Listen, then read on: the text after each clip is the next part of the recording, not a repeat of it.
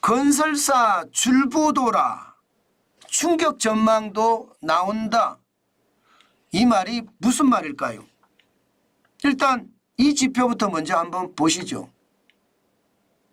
일반적으로 기업들은요, 감사를 받아야 되잖아요. 그것도 외부 감사를 받아야 됩니다. 그래야지 법인들이 이게 제대로 운영되는지 확인할 수 있거든요.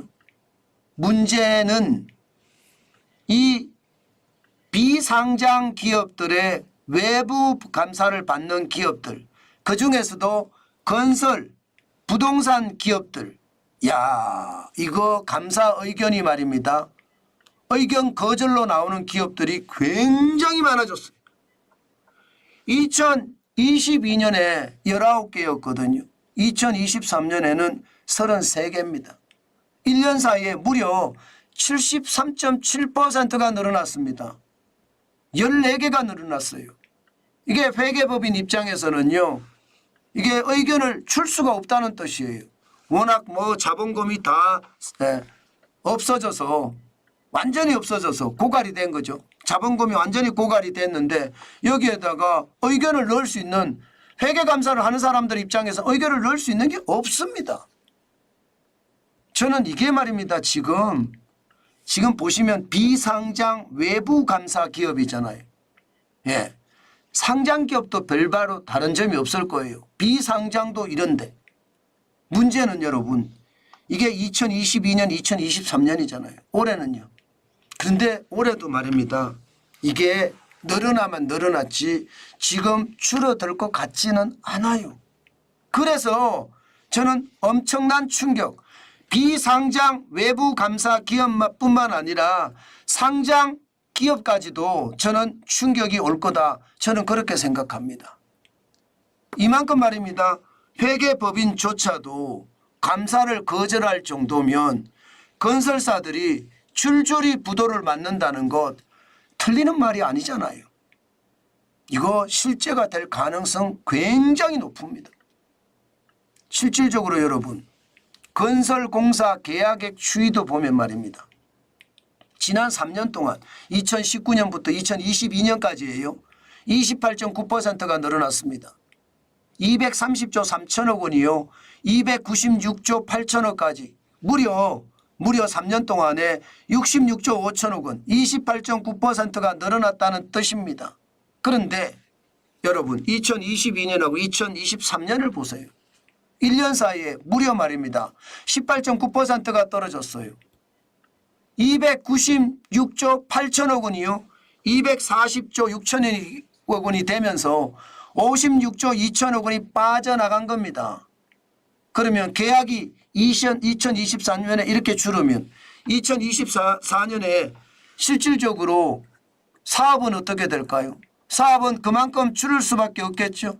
저는 사업이 그만큼 줄어 들어갈 수밖에 없는 게 현실이 된다는 거예요. 그러면 건설사들 제대로 계약을 못했는데도 문제지만 거긴 당연히 망하겠죠. 계약을 했다고 하더라도 인건비 인상, 자재비 인상 이것 때문에 감당이 안 돼요. 게다가 각종 규제 때문에 어렵고요. 저는 이것을 생각을 하면 건설공사 계약액이 줄어드는 것 결국은요 기업들의 줄폐업 당연히 일어날 수 있다고 저는 보는 겁니다. 저는 지표만 가지고 여러분들에게 말씀을 드리는데 그 지표를 보니 사실 두렵죠. 실질적으로도 말입니다. 건설사 부도 장난 아닙니다. 2019년에 49개가 부도가 났거든요. 제가 여러분들에게 말씀을 드렸잖아요. 최저임금 올리고 주 52시간제 도입하니까 건설사들이 줄줄이 망한다. 실제로 2018년 19년에 엄청나게 망했습니다.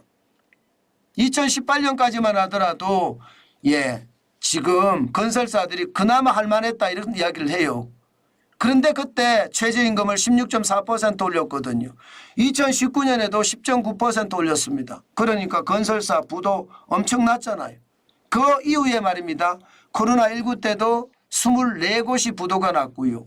2021년에는 12곳, 그리고 2022년에는 14개, 그리고 작년에는 21개가 났습니다. 문제는 2024년이잖아요. 2024년 부도를 보세요. 1월에서 3월까지가 벌써 9개입니다. 그러면 4분기로 잡았을 때 그냥 이대로 간다 그러면 어림잡아도 말입니다. 예, 연말쯤에는 40개도 갈 수 있다는 뜻인가요? 20개가 아니라 40개도 갈 수 있다는 뜻이에요. 게다가 지금 PF 대출에 대한 문제 이거 옥석 가리기 하기 시작했거든요. 그러면 건설사들은 이거보다가 훨씬 더 많이 무너질 수 있는 것 현실이 될 겁니다. 그만큼 말입니다. 건설사에 대한 충격은요. 저는 굉장하다 이렇게 생각합니다. 문제는 여러분 건설사에서 말아야 되거든요. 이게 일반 기업으로까지 확장이 되잖아요. 저는 이것은요. 금융위기의 단초가 될 수밖에 없다고 생각합니다. 건설사에서 말아야 되는데 건설사에 납품하는 예를 들어 가구 기업도 있을 거고요. 여기에 전자 기업도 있을 거고요. 여기에 침대라든가 아니면 식탁이라든가 부엌 가구도 있을 거고요. 이런 일반 기업들이 망하기 시작하잖아요. 그러면 위기는 증폭될 겁니다. 건설사에서 일반 기업까지 증폭된다는 뜻입니다. 만약에 이렇게 됐을 때는요. 제2금융권에 타격이 갈 수밖에 없습니다. 안 그래도 제2금융권은 부동산 PF 대출 이게 눈에 보이는 것만 316조가 넘습니다. 여기에 대한 부담이 많은데 건설사가 아니라 일반 기업까지도 같이 덩달아서 나빠진다고 하면요. 저는 제2금융에서 어떤 위기든 펑펑펑 터질 수 있다. 저축은행 사태가 됐든 새마을공고 줄부도가 됐든 저는 터질 수밖에 없다. 저는 그렇게 생각합니다. 그만큼 2023년은요. 그 어느 때보다 위기 속에 있다. 지금 위기라는 게 자칫 잘못하면 큰 어떤 상황으로 터질 수가 있다. 그런 얘기예요. 저는 그래서 여러분 청약을 하든가 여러분들이 아파트를 사든가 굉장히 조심하셔야 됩니다. 요즘같이 이럴 때 자칫 잘못 사잖아요. 특히 미분양 아파트들 확실하게 등기가 넘어오거나 아니면 내용을 정확하게 확인한 다음에 저는 미분양 아파트들도 사야 된다 이렇게 생각합니다. 단순하게 말입니다. 단순하게 보고 시장에 접근하잖아요. 저는 그러다가 말입니다. 오히려 큰 타격을 받을 수도 있습니다. 요즘은요. 어떤 일이 벌어질지 솔직히 아무도 모릅니다. 그만큼 말입니다. 상황이 여의치 않다는 뜻이에요. 그렇기 때문에 조심해야 되는 것은 당연하다. 저는 그렇게 생각합니다.